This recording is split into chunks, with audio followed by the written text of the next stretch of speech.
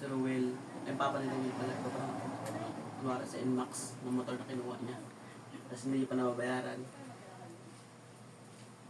Nung hindi niya pa nababayaran yung first payment, ayun pa niya.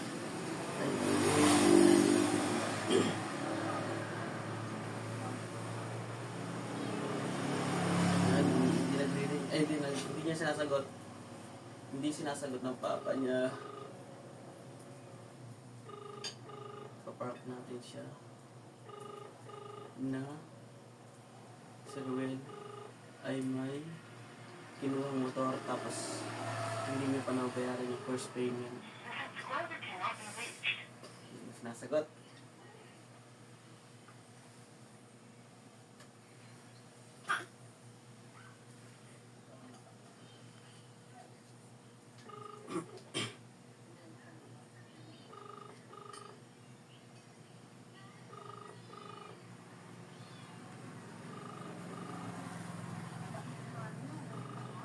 Uy, mali.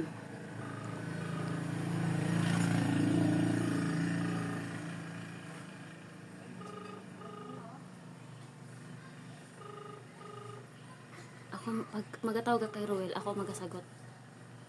Hello, sir? Manila ako naman na Ruel. Papa niya to. Ito ni. Ayaw mo ba hingin ang number ni Roel? Sige ko na ito si Bibi. Hindi niya sinasagot. Hindi na tayo sinasagot ng papa niya Ruel.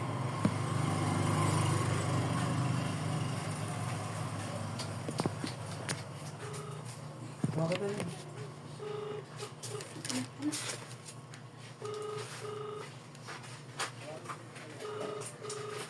Pabili po. May Simdex po kayo?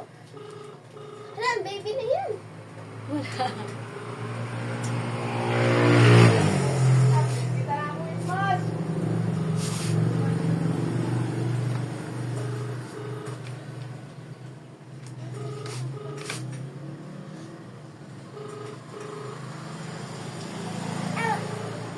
Hindi tayo sinasagot ng papa ni Ruel.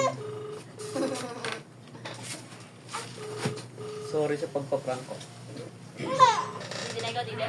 Hindi na, eh?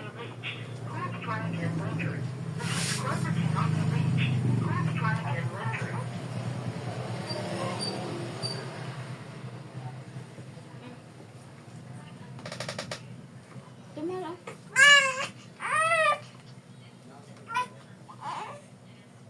Ayun. Hindi magdidisan mami pagkaman. Kailangan panggabi lang tayo. Panggabi lang tayo kay Dindin. Panggabi lang tayo kay Dindin.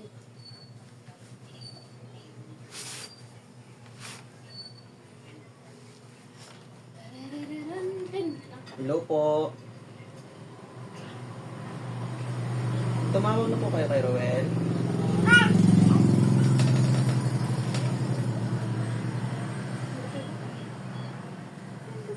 Ano po?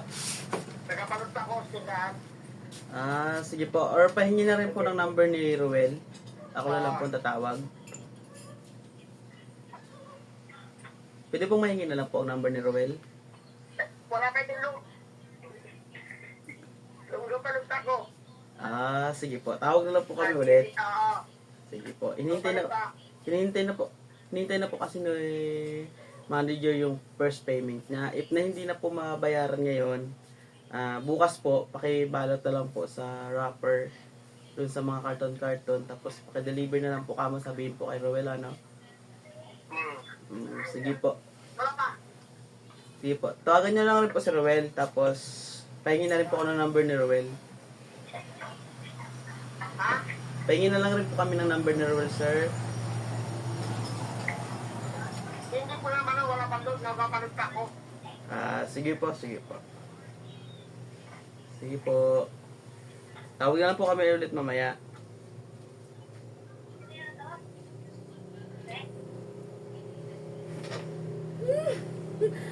Pabalot sa ano? Rapper? Sorry.